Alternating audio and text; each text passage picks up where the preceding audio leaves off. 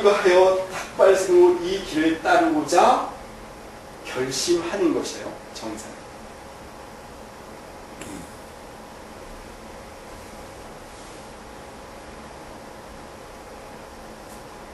그렇다면 세존이 얘기했던 이 8정도의 길, 두 번째 정사를 우리는 이때까지 이렇게 이해하지 않았잖아요. 그렇죠? 올바른 생각이라 그러는데 과연 이것들을 읽고 나면 올바른 생각은 어떤 목표를 가지고 있느냐,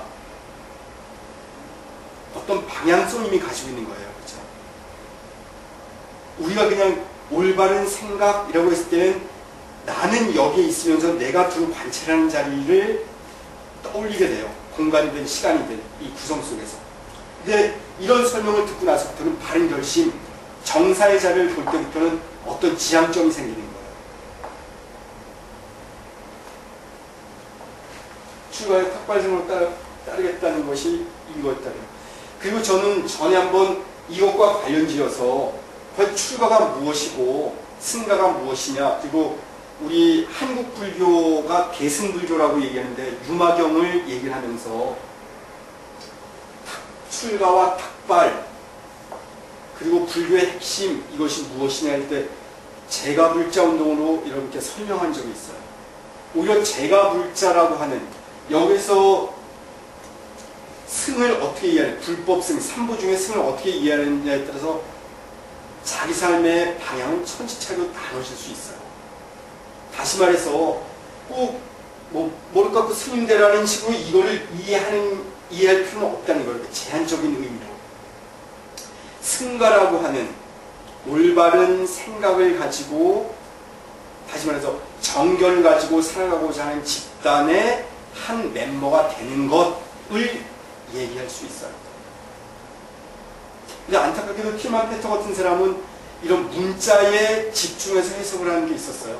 아까도 제가 그 8정도를 전체적으로 동시적으로 볼 거냐 아니면 순차적으로 볼 거냐, 차제냐 비차제냐 이런 얘기할 때도 시간이라고 하는 개념을 놓쳐버리면 그렇게 왔다버린 것처럼 여기에서도 이 문맥을 볼 때 올바로 이해하지 않게 된다면 승인되는 것만이 전부냐, 이렇게 이해하고 시비를 할 수 있는 거예요.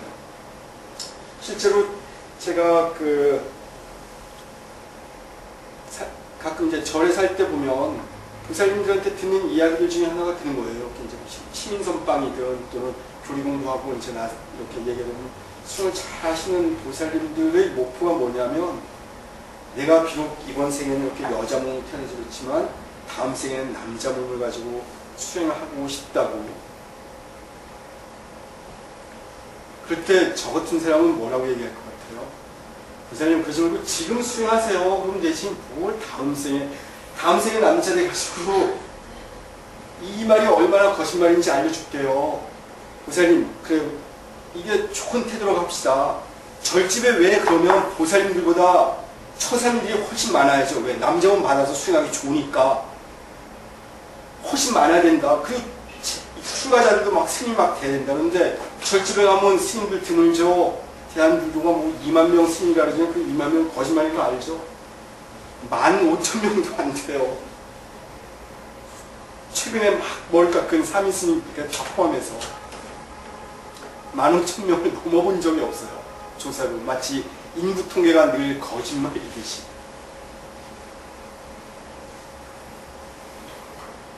실증한 스님들 부족하죠. 처사님들은 더 없죠. 보살님들만 많죠. 그럼요. 그것도 나이 드신. 그러니 보살님이 얘기하는 것처럼 다음 생에 남자 몸을 받는다고요? 그래서 수행한다고요? 이 말이 얼마나 거짓말인지 아느냐. 현상적으로 이런 모습이 있다. 그리고 두 번째, 보살님 정말 마음이 그렇다면 지금 수행하면 되지. 이걸 왜 꼭 뭐 내가 머리를 못 깎았다 뭐 이렇게 생각하는, 지금 이 자리에 수행하라는 것이 부처님의 핵심이다. 부처님은 늘 지금 여길 얘기하시지 뭐 먼 나라의 뭐 다음번 생에 그런 구라를 믿지 마십시오라고 얘기를 하는데 잘 듣진 않아요. 또 저처럼 얘기하면 우리 세미처럼 신도들이 잘 안 듣고 그럴 때 뭐라 그래요? 보살님 어쩜 그렇게 독한 생각을 내셨어요. 보살님 그 말을 듣는 순간 제가 마음에 참 감동이 오고 이렇게 삭발하고 살아가는 것에 큰 보람을 느낀다. 그리고 보살님 말 한마디에 수행자로 살면서 느꼈던 많은 외로움과 고통과 절망에서 녹아나는 것 같다고. 손을 한번 잡아주면 그 보살님이 집에 가서 하면 이 스님 참 좋은 스님이라고 봉투에서 주겠죠. 그러면 저도 사는 게 좋을 텐데 이렇게 저도 성격이 비뚤어져서 우리 아무튼 승가에 대한 이해를 어떻게 할 거냐에 따라서 전혀 달라지고 있다는 거. 예, 다음 장면 넘어갈게요. 자, 이제 바른 말.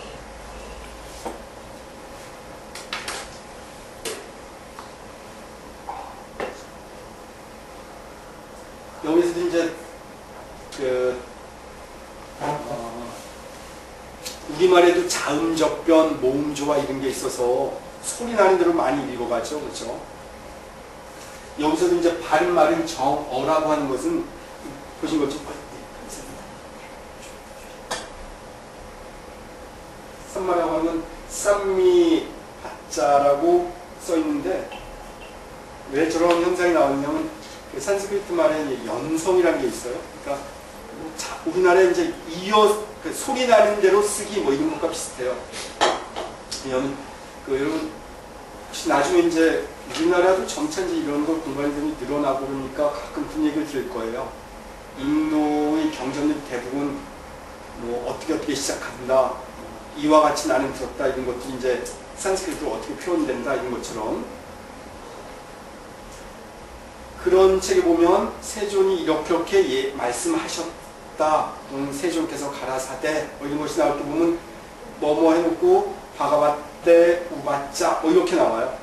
그러니까 여기서 바짜가 말이라, 여기서도 쉽게 설명할 수 있는 건 미국말과 아주 쉽게 생각될 수 있는 거는 우리 예전에 비슷한 시절 사람이가 보케블러리 22,000 배웠잖아요, 그렇죠? 여기서 빼면 그죠? 비슷하죠?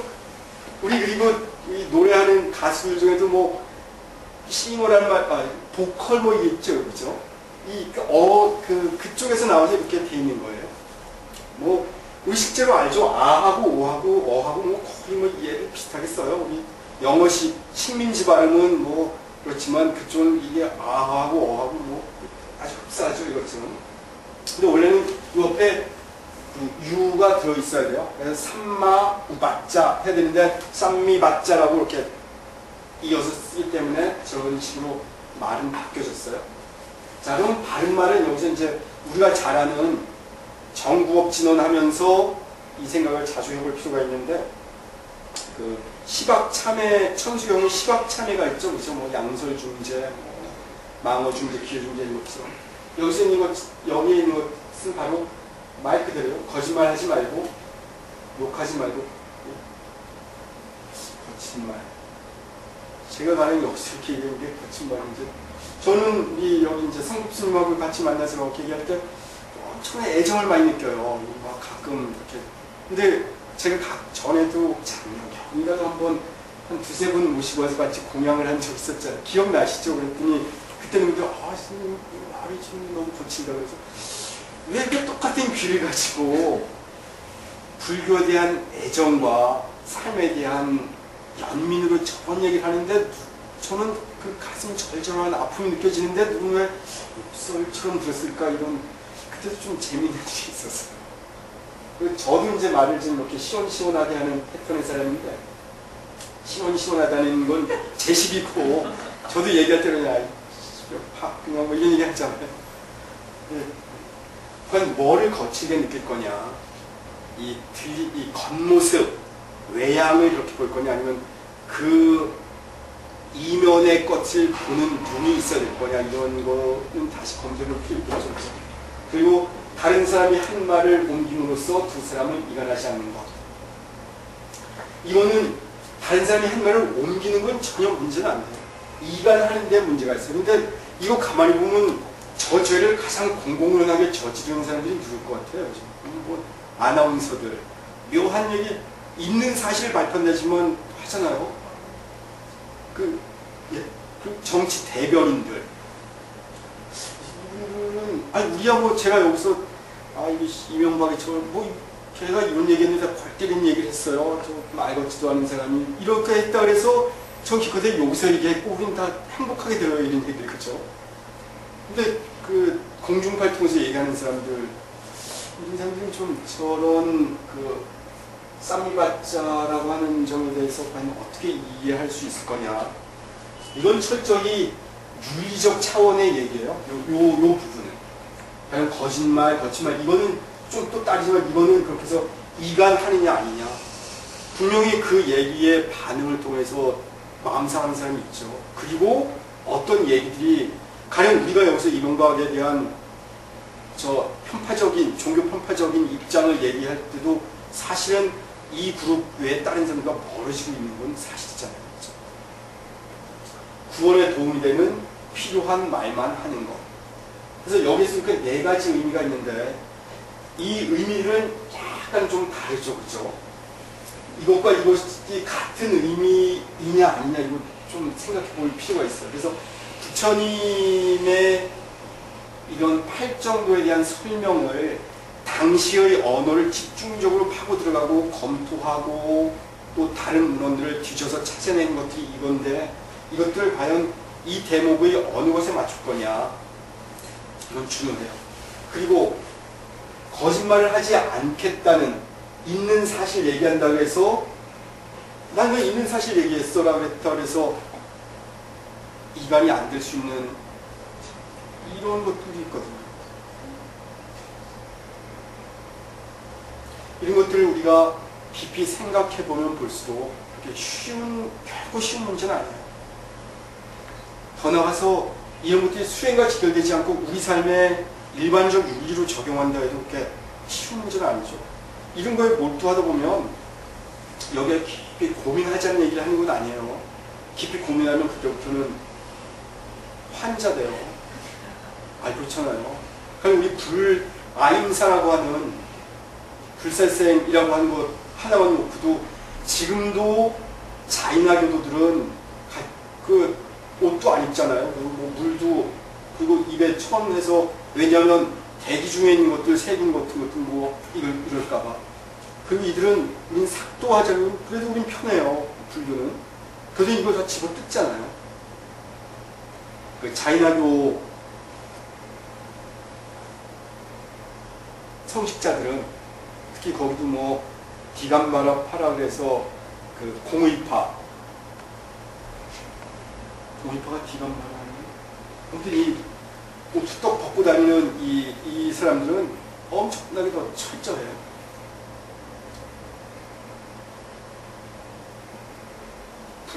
불살생이라고 하는 말만 이렇게 어려운데 봐요. 이걸 집중하다 보면 볼수록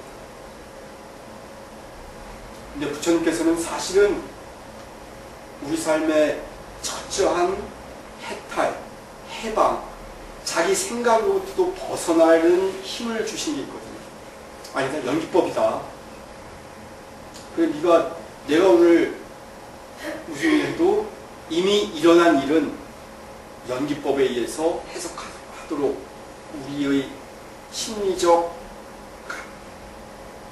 죄책감, 강박감, 의무감을 해결해줘요. 그건 이미 이러이러한 일로 인해서 일어나게 돼 있었다. 그리고 지나간 일은 돌이킬 수 없다. 라고 하면서 지금 여기에서의 내 굳은 결심을 계속 재차 강조해 주신 거예요. 인간에 대한 엄청난 사랑 때문에 이게 가능한 거예요. 사실. 삶을 긍정하는 힘. 근데 이제 이런 것들 잘못 해석하기 시작하면 신경증 환자처럼 바뀌기 쉬워요. 실제로. 그래서 수행 많이 했다는 분들 그런 느낌을 좀 받아본 적이 있을 거예요. 예, 이 말이 또 잘못되면 오랫동안 채식하고 여기 있는 사람 보면 무척 조심조심해서 옆에 가만히 있어 괜히 막 옆에 있는 사람까지 불편해지는 느낌을 주는 사람들 있죠. 그건 많이 경험했을 거예요. 그들 그룹 내에서는 수행 잘하는 사람이 으뜸일 수 있어요. 근데 그렇게 해가지고 남 불편하게 하는 것 이거는 화광동신의 태도는 절대 아니죠. 우리는 이 세상에서 그렇게 마치 우리가 첫 그림 제가 보여드린 그림은 꽃이 만발하게 피어있는 정원의 그림이었어요. 르누아르의 그림. 우리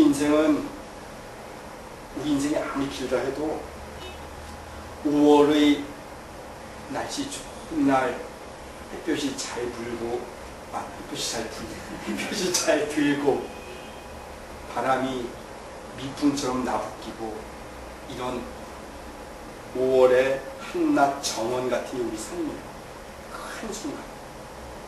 근데 이런 삶을 부처님이 우중충하게 살려고 그러시지는 않으셨을 거예요.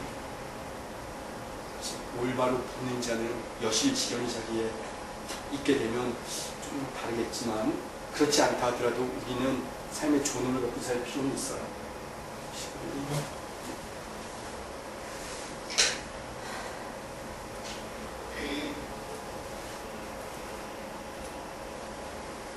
이 8.5단 다음에 좀 더 남아서 흔들어야 되겠다. 자, 그럼 여기서도 바른 행위는 이제 드디어 팔찌 요가와 어떤 차이가 나오는지 이제 구분이 좀 가기 시작하죠. 그죠? 팔찌 요가에서 첫째, 둘째 자리에 이런 것들이 있었어요. 사실은. 거짓말, 요 앞자리에서도 그랬고, 그죠? 우리가 아까 여기서 다시 한번 팔찌 요가에 대한 장면을 좀 요가의 시스템에서는 이런 것들이 근계와 관계라고 하는 데서 이미 죽이지 않아야 된다, 만족해라, 뭐 헌신해라, 금욕적으로 살라 그랬는데 부처님께서는 정견 이후에 한참 나가서 설명되기 시작하는 차이가 있어요.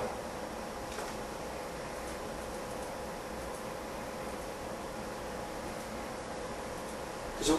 여기에서도 야마와 니야마에 대한 내용들이 있죠. 그죠? 바로 바른 말에서도 그럴 뿐더러 바른 행위에서도 죽이거나 해치지 않는 것, 아임사의 내용을 얘기합니다. 또 불투독, 훔치지 않는 것. 그러니까 남의 걸 훔치는 걸 넘어서서 주지 않는 건 가지지 않으라고. 이게 주지 않는 걸 가지지 않는 것. 그럼 달라고 요청하는 건 뭐 어떻게 해석을 할까요?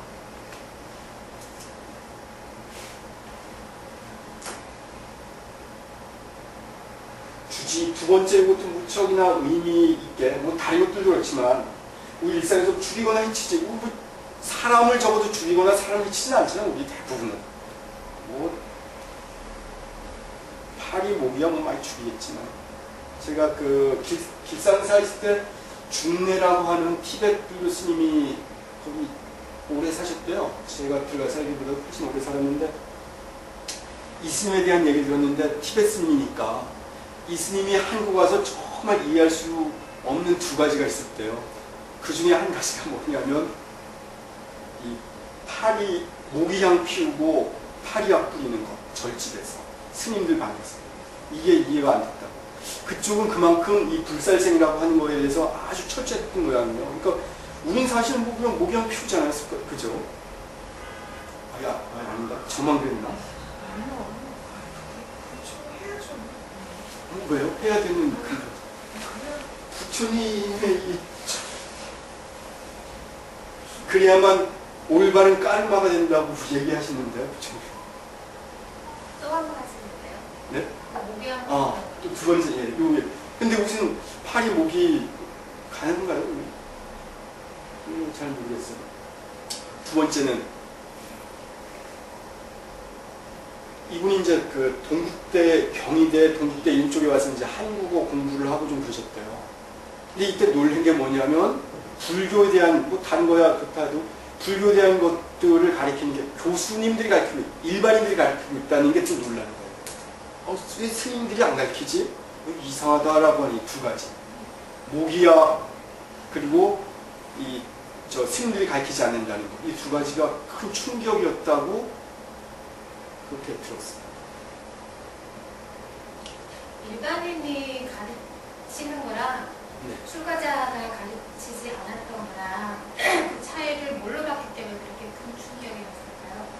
실천하지 않는 학문으로만 공부하는 분이 가르쳐서? 아니 뭐 그쪽 티베트 불교는 제가 이게 그냥 거기는 스님들이 가르치죠. 대체로 불교에 대해서. 그러니까 이런 그 티베트 그쪽에 아까 무슨 그러고 보니까 그걸 한번 검토해볼 필요가 있겠다. 그쪽에 대학이 있는지 또 대학에서 불교 강좌가 개설되어 있는지 그 시간에 교수가 있는지 이런 건 좀 그죠? 그 보살님 지적에 의하면 그건 알아볼 필요 있거든요. 전 그냥 그 얘기 듣는 순간 그런 생각을 안 했고 거긴 당연히 절집에서 이 교육은 스님들이 한다고 알고 있어. 그냥 전 그게 좀 이해는 됐어요. 근데 지금 요게 그 후에 이제 우리 불교 대학 같은 걸 많이 만들잖아요. 조계사도 있고 뭐 많아요. 가보면. 근데 거기 보면 실제로 스님들만 가르친 게 아니고 제가불자들도 많이 와서 가르치고 있어요. 그렇죠? 여기서도 승이라고 하는 우리 좀 전에 있었던 두 번째 바른 결심에서 출가하여 탁발행위를 하면서 스님으로 살아가는 것이라고 하는 것이 정사였는데 바른 결심이었는데 승을 어떻게 보느냐고 하는 견해 차이가 있는 거예요. 다시 말해서 정견 사마디뚜가 되지 않으면 우리는 이렇게 끝없는 오해 속에 들어가요. 좀 이제 그런 기준점을 자꾸 이렇게 잡아보세요. 그죠? 그러면 이런 것에 의한 시비로부터 훨씬 자유스러울 수 있고 타인의 의견을 그냥 있는 그대로 보는 좀 그런 마음도 생겨요. 그러니까 그건 이제 중매 스님이 이쯤에서 우리 얘기할 수 있는 건 어떤 스님이 그렇게 그것 때문에 마음을 상했다고 한다면 그거는 승을 어떻게 이해하느냐라고 하는 선입견이 우선 있었던 거죠. 그렇죠? 이 선입견 토대, 이 토대 위에서 다음에 걸 설명해 봐요. 그때 그런 자리 있으면 우리는 이렇게 물어볼 수 있죠. 그렇다면 그곳에서 이곳에 와서 이렇게 설명하죠. 나라 설명. 그곳에서 여기 와서 이런 당혹감을 느꼈다. 스님들이 불교를 가르치지 않는 것에서 놀라움을 느꼈다면 도대체 그대가 생각하는 승가는 불법승 3부의 승은 뭐를 얘기하는 겁니까? 꼭 이거 빡빡 밀어야 되는 거냐? 라고 물어볼 필요는 있을 거예요. 그러면 좀 서로의 입장 차이가 나고 그분은 이렇게 이해했군요 라고 이해하고 나는 그냥 나도 어엿한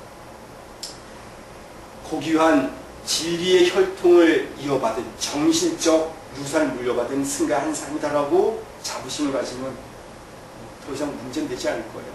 대신 이 정어를 또 이러면서 좀 복잡해지긴 하는데 그죠?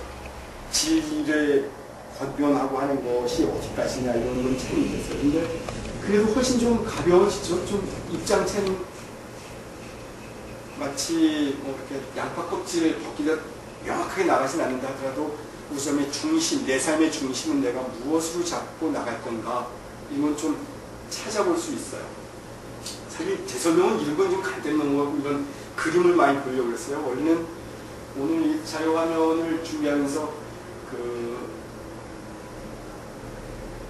흔히 얘기하는 정토, 우리의 고향 같은 곳, 어머니의 품 같은 그곳,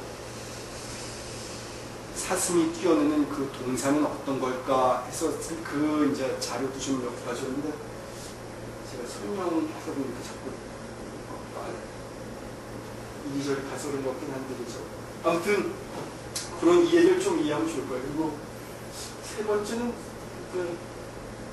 세 번째도 요즘 좀 애매하죠. 어제 그러지 않아도 인도 철학회가 있어서 저는 학교 참석은 안 하고 도서관에 있다가 저녁 먹으러 가서 이제 저녁 먹으러 내려갔어요. 저는 이제 사람들하고 악수하고 이런 걸 좋아해요. 이렇게 합장부가 사람 손 이렇게 잡고 그런 걸 참 좋아하는데 그랬더니 거기에 있었던 여러분 잘 아는 그 김성철이라는 교수 아시죠? 옛날에 김용옥 이분이 TV에도 막 얘기하고 그랬더라고요. 서울대 치대 나오고 치과 의사 나고 불교 그래서 중관 쪽 그래서 이분이 아마 산스크리트를 통해서 산스크리트 원어를 통해서 마디아미카 깔까라고 하는 전 시간에 얘기했던 그 중관론에 대한 책도 이렇게 나오고 그래서 유명하신 분이죠. 그리고 또 정태승 선생이라고 또 불교학에 아주 재미있으신 어른들이 지금 몇 명 모였어요. 불교문화원 원장으로 있는 노모 꽤. 그래서 거기서 이제 손잡고 그랬더니 누가 저한테 이 만종 스님은 사람 손을 자꾸 좀 그래서 가까이 하지 않은 되는 스님 이런 식으로 얘기를 했어요. 스님 같이 하기 막 선생님 마치고 이렇게 그 처사님들 보면 이제 같이 친구처럼 잘 지냅니다. 그랬더니 그 자리에서 이제 이게 중심 화제가 나오는데 어떤 얘기가 나오느냐면 요즘은 어린아이들 막 만지거나 뭐 이게 그 법제가 결정돼서 법으로 지정돼서 그 무슨 법이죠? 뭐 그렇게 도관이는 여기 있는 그 다음 그렇죠. 예. 성추행, 성희롱 뭐 심각해졌죠. 최근에 우리나라도 그죠. 이것이 문제될 수 있어서 조심해야 된다고. 그런데 우리끼리 인도철학회는 지금 재밌어요. 이 자리는 괜찮으니까 우리 그러죠. 그래서 어제 또 뭐 어제 저녁에서 그래서 술 먹고 고기도 먹고 그랬어요. 여기서 얘기하는 이 과연 성행위라고 하는 게 어디까지겠느냐.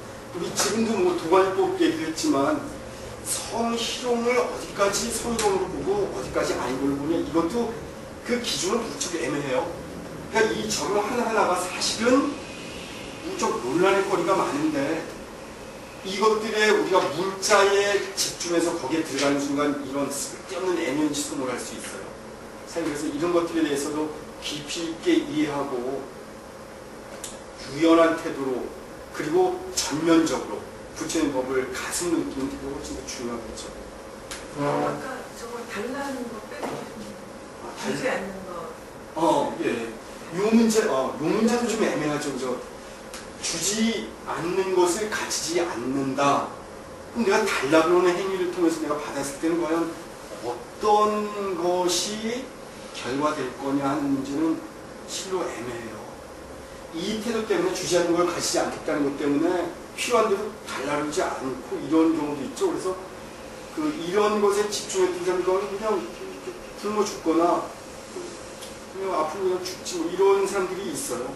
사실 이것들이 그 당사자의 삶 속에 그렇게 했다지만 상의 상관하는 이 삶 속에서 아주 서로 밀접한 인드라망처럼 연결되어 있는 재망중중한 이 우리 삶의 구체 현장에서는 누가 그렇게 죽었을 때 옆에 있는 내게 돌아오는 윤리적인 책임감 그리고 주위 사람들로부터 지탄받아야 되는 건 어떡할 거냐는 문제가 남아있어요. 그렇죠. 예. 이게 그런 것하고 밀접해서 여기서 나와서 저는 언젠가 우리 이 시간에도 좀 위험할 수 있는 얘기를 자꾸 이제 도발적으로 던지는데 그 내용 중에 하나가 오사마 빈 라덴에 대한 얘기를 했던 적이 있어요. 실제로 오사마 빈 라덴이야말로 우리 시대의 가장 영적인 인물이었어요. 종교적인 인물이었어요. 우리가 사실 오사마 빈 라덴에 대해서 잘 그냥 뭐 테러했다는 이 현상적인 것만 보죠. 그런데 조금 더 미제국주의라고 하는 시각을 보면 왜 미제국주의가 그렇게 가서 발악을 하면서까지 그랬을까? 그 마지막에 무장도 하지 않은 그 노인네를 그게 무차별하게 죽였을까? 생각해볼 필요 있어요. 영혼이 맑은 사람들, 올바른 삶을 살라고 가르쳐준 사람들의 대부분은 그 당시의 삶 속에서 오해받고 탄압받고 억울한 무명을 쓰고 그러기 마련이에요. 진짜 대부분 좀 그런 현상이 좀 있죠, 그죠? 저는 근데 오사마 빈 라덴에 대해서도 시간이 지나면 좀 다른 평가들이 나오기 시작할 거예요. 사실 우리는 그런 얘기를 하고 싶긴 한데 주인 눈도 있고 또 그놈들이 그렇게 보라고 하니까 뭐 그랬던 적당히 같이 놀아주고 있는지도 몰라요, 많은 사람이. 사실 오사마 빈 라덴 이제 대학원 수업 때 이런 얘기했다가 좀 놀라는 사람들이 있어서 그들의 놀람을 보고 제가 경악을 했어요. 전 가장 오사마 빈 라덴이야말로 가장 종교적이고 영적인 사람입니다. 무슨 그런 얘기를 해서 이렇게 미국식 미국의 기준으로. 그랬으니 그 사람들은 바로 내 형제를 향해서 총구를 겨누고 천안함 사태처럼 저 엄청난 가공의 음모 속에서 또 하나의 동족 상잔이 벌어지고 있는 이런 것 제대로 못 볼 거 아니에요. 뭐 아임사는커녕 뭐 그죠? 그 사람들에게 얘기해 줄 수 있을지. 그리고 더 나아가서는 그죠? 또 하나의 사람 생명이잖아요. 사람.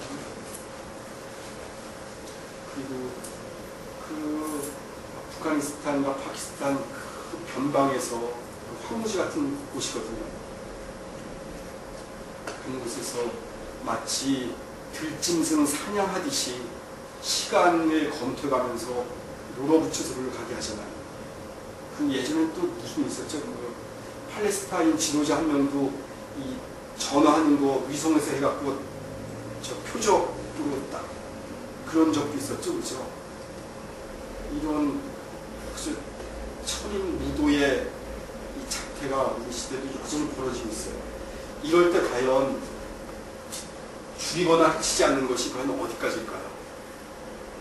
더 큰 폭력을 막기 위해서 작은 폭력, 나의 작은 힘으로 그들의 손에서 총을 내려놓게 하는 것이 합당할 수 있는 건가? 근데 저들은 쉽게 총을 놓는 게 아니어서 내가 적당히 짱돌 하나 던졌다 해서 또 그들을 비방했다 해서 또는 직접 총을 들었다 해서 이게 죄가 될 수 있을 거라고 얘기하는 것, 이게 어디까지 합당할 수 있을까 아닐까? 각자 삶 속에서 자기 삶의 철학들을 잘 세우긴 해야 될 거예요. 그리고 이 철학들이 내 삶의 연기를 충분히 이해하고, 아 그래 나는 이번 생에 이런 삶을 살게 돼 있다는 소명을 느끼게 된다면 그때부터는 힘을 갖게 되겠죠. 두려움 없이. 그죠? 마치 활 시기를 떠난 화살처럼 허공을 가로지르며 목표를 향해서 날아갈 수 있을 거예요. 근데 우리 또 대체로 이렇게 방황하고 그런 사람을 좋아하는 것 같아요. 그래서 들어와서 내 삶이 과연 옳았단 말인가, 왜 부처님이시여 왜 나를 이런 고난을 주시나이까 이러면서 가끔 우리가 본 저 그림처럼 아무도 없는 황무지에 가서 내 앞에 허공으로 만들어진 해골을 놓고 또 재물을 놓고 이 내가 구했던 재물이 과연 참된 거냐, 내가 사랑했던 이 사람이 이 해골이 될 건데 내가 사랑을 느끼고 사랑의 힘을 해야 되겠는가, 뭐 이런 고민하는 건 좀 재미있는 일일 수 있을 것 같아요. 바른 행위 넘어가서